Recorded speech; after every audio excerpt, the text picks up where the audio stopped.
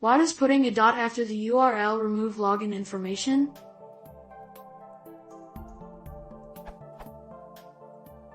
Consider.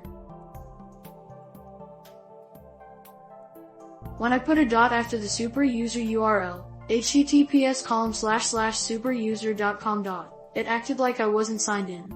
Why is this happening? What does the dot symbolize in the URL?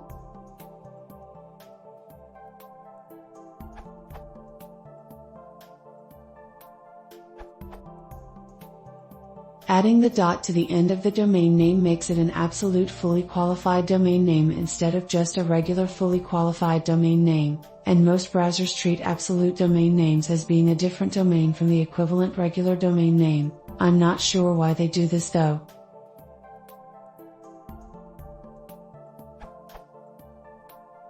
A bit of background. The domain name system is strictly hierarchical, just like a file system, or an x.500/lab directory. Unlike file systems or x.500 though, the hierarchy is listed right to left instead of left to right. So the rightmost component of a domain name is the top of the hierarchy. Putting a dot to the far right of a domain name makes it absolute, meaning that it's explicitly rooted at the top of the DNS hierarchy. In essence, it's the same as using a full distinguished name instead of a common name in an x.500 lookup, or putting a at the beginning of a POSIX path. Using an absolute FQDN has a few specific implications for how a client system will look up the DNS record for that domain.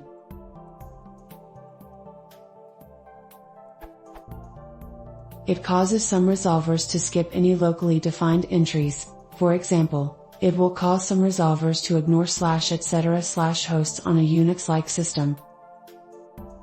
When used with a .local domain, it will force some systems to use mDNS instead of traditional DNS to try and resolve the name. It causes all resolvers to ignore any configured search domain or local DNS domains when looking up the name.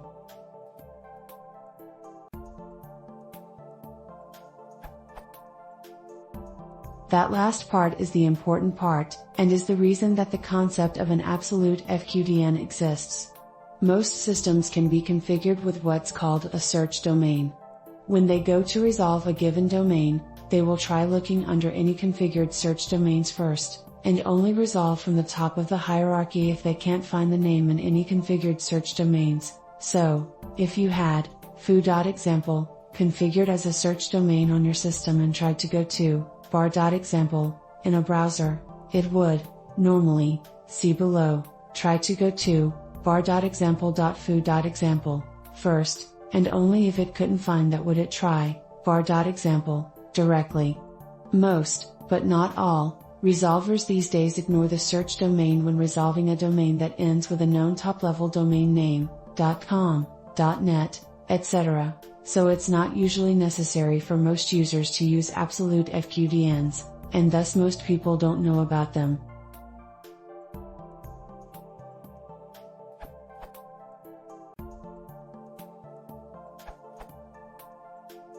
This is because example.com and example.com. Are sometimes considered different hosts for two reasons. Because they actually can have different meanings, depending on your specific network configuration. Because the Internet Standard RFCs that define the syntax say so, depending on how you interpret them. If the browser considers them different hosts, it will not share session state, for example cookies, between them, so one host would not know the other one has you logged in.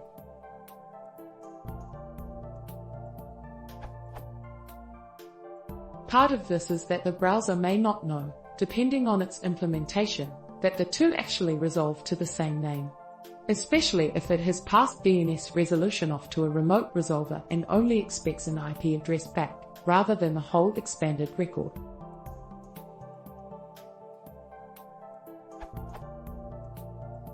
Summary.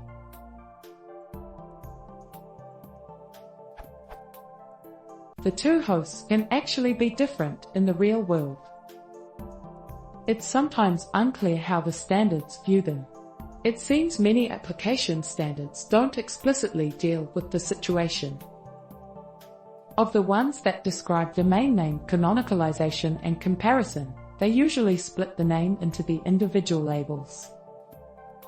Then it hinges on whether you consider the absolute form of the domain name to have an additional null label, as the original DNS RFC states.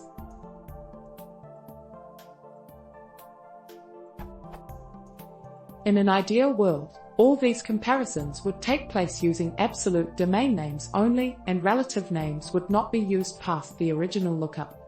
Or browsers can take all names as absolute and disallow relative lookup.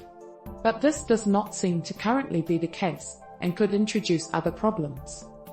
While it might not be illegal for a browser to perform the DNS lookup itself, rather than using OS resolvers, and therefore figure out the final absolute domain name, this is also not required by any standard I could find.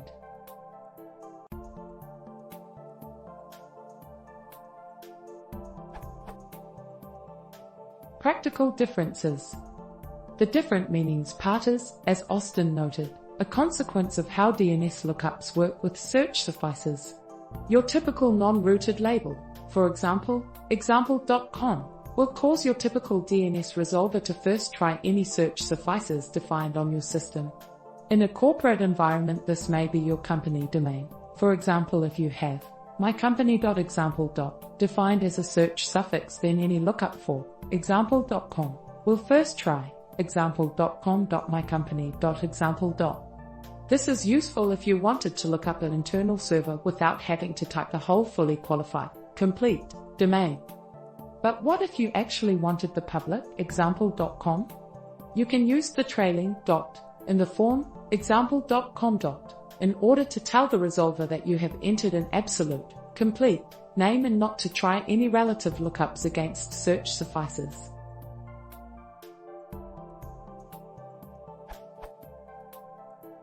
How Internet standards view the situation. There's a few places we need to look for how these are standardized, and unfortunately the waters can be a bit muddied.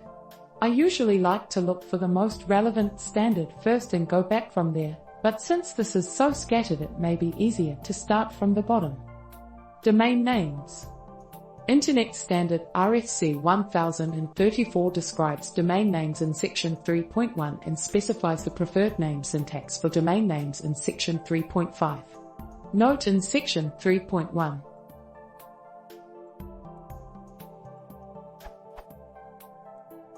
Each node has a label, which is 0 to 63 octets in length. Brother nodes may not have the same label, although the same label can be used for nodes which are not brothers. One label is reserved, and that is the null, i.e., 0 length, label used for the root. When a user needs to type a domain name, the length of each label is omitted and the labels are separated by dots. Since a complete domain name ends with the root label, this leads to a printed form which ends in a dot. We use this property to distinguish between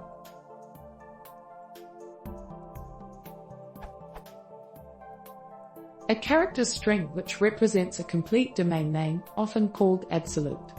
For example, poneria.ic.edu. A character string that represents the starting labels of a domain name which is incomplete and should be completed by local software using knowledge of the local domain, often called relative. For example, Poneria used in the ic.edu domain.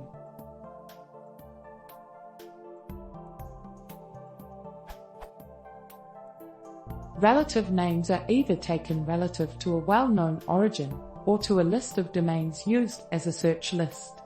Relative names appear mostly at the user interface, where their interpretation varies from implementation to implementation, and in master files, where they are relative to a single origin domain name. The most common interpretation uses the root as either the single origin or as one of the members of the search list, so a multi-label relative name is often one where the trailing dot has been omitted to save typing.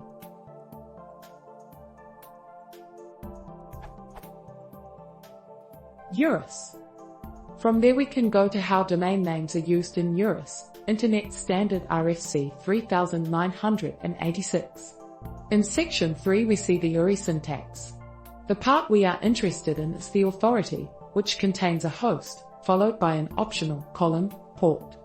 This is further defined in section 3.2.2, specifically the part that talks about a registered name.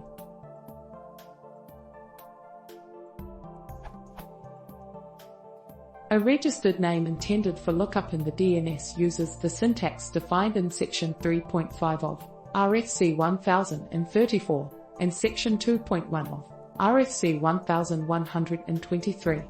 Such a name consists of a sequence of domain labels separated by each domain label starting and ending with an alphanumeric character and possibly also containing characters.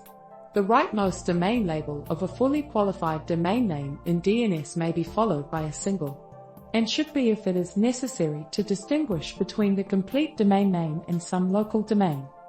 This brings us back to search suffices and the possibility of a local domain matching a different result from the complete domain. Remember that conceptually, according to RFC 1034, example.com. is equivalent to example.com.root, where root is the special null label.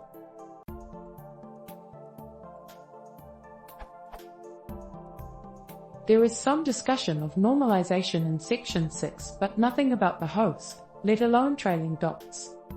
Proposed standard RFC 7230, which defines HTTP/1.1, notes that it largely follows RFC 3986 for URI definitions in section 2.7. TLS. This is where things get confusing. Informational RFC 2818 describes HTTP over TLS, HTTPS. It doesn't say anything explicit about host matching, apart from following the rules in RFC 2459, replaced by proposed standard RFC 5280. This refers back to RFC 1034, the one that defined DNS, but says nothing explicit about absolute addresses or trailing dots.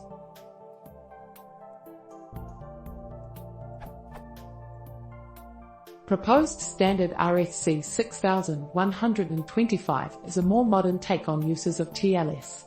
It talks more about domain name matching, but again does not explicitly address trailing dots, though it does say you're supposed to match fully qualified domain names only. This is a surprisingly poorly defined concept. It does say all labels must match, which goes back to RFC 1034, and if we consider the null label to be representing the root, then example.com and example.com do have different labels. The latter has 3, example.com and root. There's some discussion over in Mozilla Bug 134402 over the different interpretations. Cookies.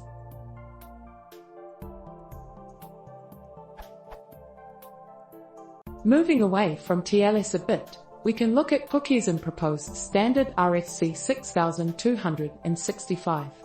There, section 5.1.2 and section 5.1.3 talk about canonicalization and matching of host names. Here, again, we split the host name into individual labels to perform the canonicalization, which essentially converts Unicode domain names to ASCII/Punycode lowercase. And, again, hinges on whether you consider the null label representing the root to have been preserved through this canonicalization step. If you do, then they have different labels, and thus a different host for the purpose of cookies.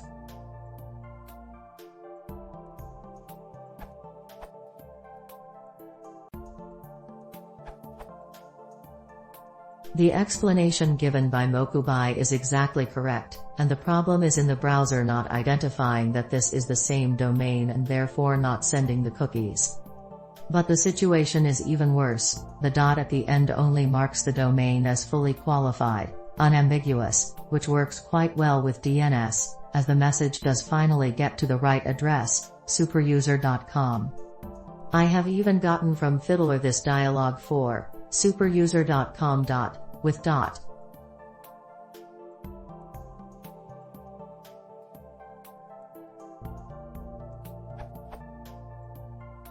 With some empirical testing, here are the headers sent with these two requests. https://superuser.com, sensitive info crossed out. https://superuser.com. With dot, no sensitive info needs to be crossed out.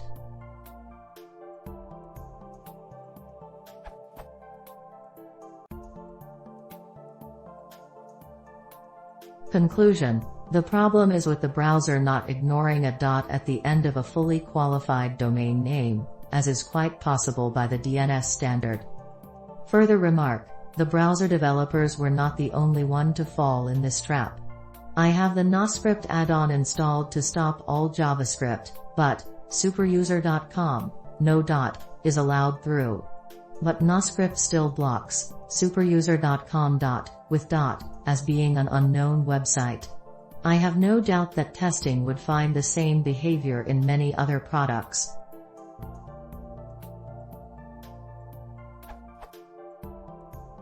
It is strange that the developers from major actors in the web domain, such as Google Chrome, Firefox and Microsoft's Fiddler, all responsible for many advances in web standards, have not paid attention to this possibility.